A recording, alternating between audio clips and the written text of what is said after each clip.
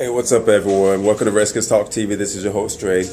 Now, this isn't the pregame analysis, but I just want to talk about something because it just dawned on me. Because with everything going on this week and Coach Gruden deciding to bench RG3 in place of Colt McCoy, I'm not against Colt McCoy at all. As a Redskin, I'm wishing for his success. I'm a huge RG3 fan because him coming to the team has brought the excitement, and though things didn't work out too well last season and the few games that he's played this season, I don't place a tremendous amount of blame on him because it takes an entire team to lose at the same time.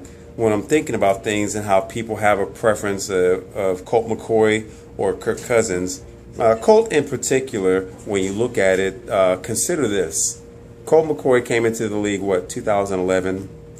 And when you look at what he endured in Cleveland, his first couple of seasons, and when you look at RG3, what he's endured from his sophomore season to this season now, you'll see a lot of similarities. So for those who say that he doesn't play well, and I'm talking about RG3, consider how Colt McCoy looked behind that terrible offensive line in Cleveland, because he's a good quarterback. He's a good pocket passer. He's got a pretty decent arm.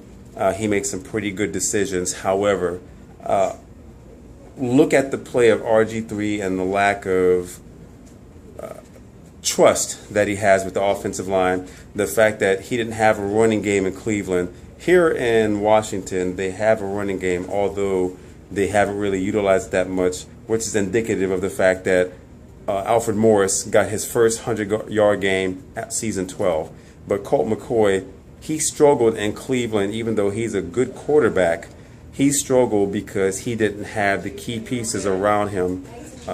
He had, I guess, an okay wide receiver core. Nothing standoffish like we have now, where you have the likes of Pierre Garçon and Deshaun Jackson.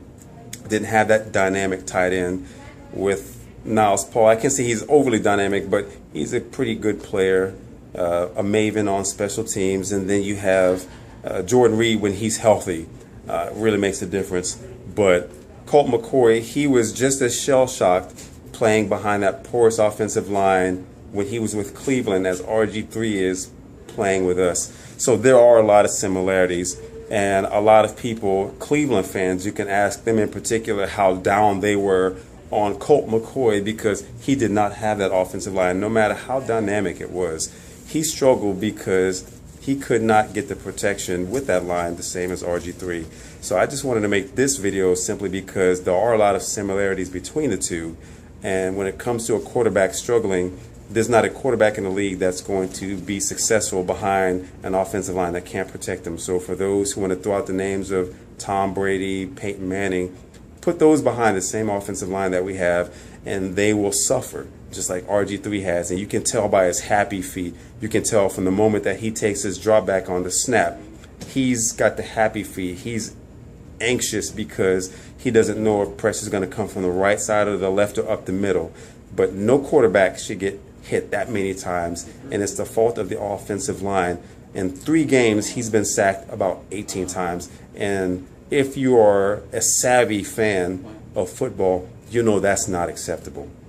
Anyway, I just want to go ahead and leave this video. Go ahead and leave your comments. I'm here at work. I got to get ready to go back to work. But to my Redskins family, hail to the Redskins.